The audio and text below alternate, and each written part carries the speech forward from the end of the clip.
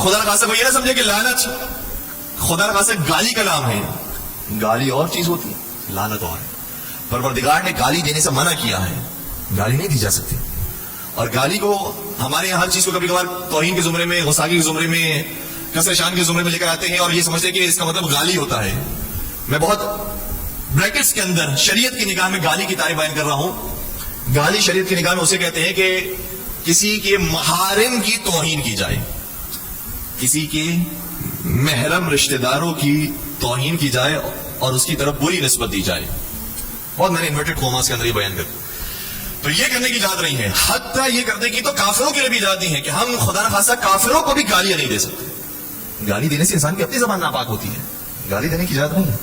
قرآن نے ارشاد فرمایا کہ وَلَا تَسُبُّوا الَّذِينَ يَدْعُونَ مِن دُونِ اللَّهِ فَيَسُبُّوا اللَّهَ عَدْوًا بِغَيْرِ عِلْمٍ. خبردار ان لوگوں کو بھی گالی نہ دو جو جھوٹے خداؤں کی پرستش کرتے ہیں.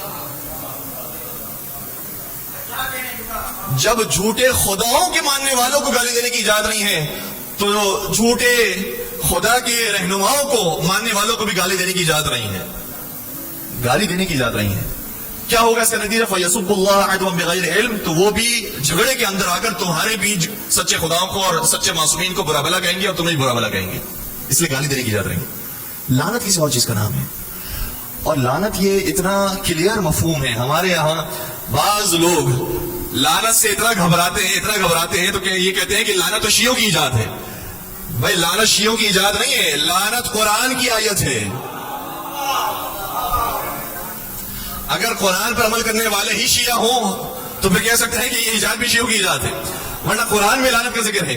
اور صرف لام عین نون کے لفظ کو اگر سرچ کیا جائے قرآن کے اندر، ہمارے پاس سافٹ ویئر موجود ہوتے ہیں نوجوانوں کے موبائل کے اندر، فیس بک بھی ہے، یوٹیوب بھی ہے، ٹویٹر بھی ہے، انسٹاگرام بھی ہے، تو ایک اپلیکیشن ایسی بھی ہونی چاہیے جو قرآن کے اوپر ہو، قرآن کا ترجمہ موجود ہو. اور یہی مہینہ تو ہے قرآن پڑھنے کا، قرآن سمجھنے کا. تو قرآن کی ایک اپلیکیشن بھی اپنے موبائل کے اندر ڈاؤن لوڈ کیجئے اور پھر سرچ کیجئے، ہماری بات کو چیک کیجئے. قرآن کے اندر لام عین نون جس سے لعنت نکلا ہے وہ لفظ سرچ کیجئے، تقریباً قرآن میں 43 ٹائمز، 4 اور 3، ٹھیک ہے، 4 اور 3 یعنی 43 ٹائمز قرآن نے لعنت کے لفظ کو استعمال کیا ہے. اگر یہ لفظ خدا نخواستہ گالی ہوتا تو پروردگار کبھی بھی یہ لفظ استعمال نہیں کرتا اور خدا کسی کو بھی گالی نہیں دیتا.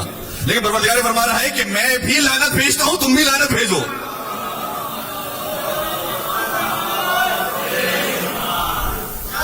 اور لگتا یہ ہے کہ لعنت کو وہی نہیں مانتے ہیں جو مباہلہ کو نہیں مانتے. جو مباہلہ کو اچھی طریقے سے جانتے ہیں اور انہیں معلوم ہے، وہ پھر ہماری اجازت نہیں ہے. قرآن کی آیت سے ارشاد ہوتا ہے کہ فَقُلْ تَعَالَوْا نَدْعُوا أَبْنَاءَنَا وَأَبْنَاءَكُمْ وَنِسَاءَنَا وَنِسَاءَكُمْ وَأَنفُسَنَا وَأَنفُسَكُمْ ثُمَّ نَبْتَهِلْ فَنَجْعَلْ لَعْنَةَ اللَّهِ عَلَى الْكَاذِبِينَ.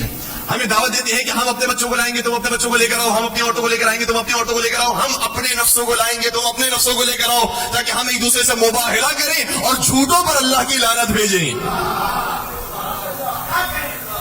تو لعنت سے وہی بھاگتے ہیں جو مباہلہ سے بھاگتے ہیں. لیکن لعنت مباہلہ کے میدان میں پروردگار نے تو کہا تھا کہ جھوٹوں پر اللہ کی لعنت ہو. مباہلہ کے میدان میں عیسائی آئے تھے لیکن مباہلہ نہیں کیا، اور مباہلہ نہیں کیا تو لعنت بھی نہیں ہوئی، لعنت اپنی جگہ پر رک گئی. یہ لعنت کسی کا انتظار کر رہی تھی.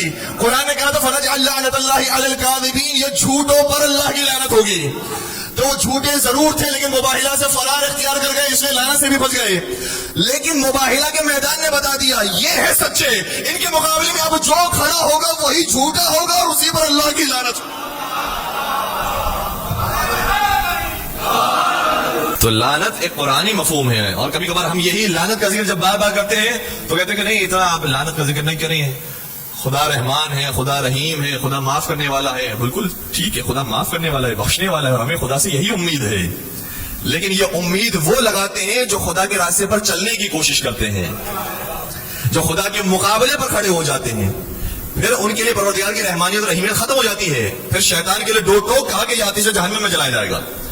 جو خدا کے مقابلے پر کھڑا ہو جائے وہ آتش جہنم میں، جو رسول کے مقابلے پر کھڑا ہو جائے، قرآن کا تبت یدا ابی لہب وتب، اے ابو لہب تیرے ہاتھ بھی ٹوٹ جائے، تو بھی رسول اللہ کا گستاخ تھا، تیری بیوی بھی رسول اللہ کی گستاخ کی، یہ دونوں جہنم میں جلائے جائیں گے. تو جو اللہ کے مقابلے پر آ جائے اس کے اوپر بھی لعنت, جو رسول کے مقابلے پر آ جائے اس کے اوپر بھی لعنت. کیوں؟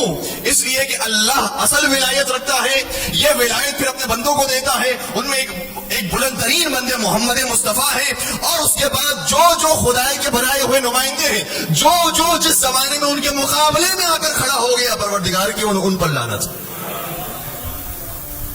اور خدا نے یہ بات قرآن کریم میں واضح انداز میں بیان کر دی. دیکھیں ایک آیت ہے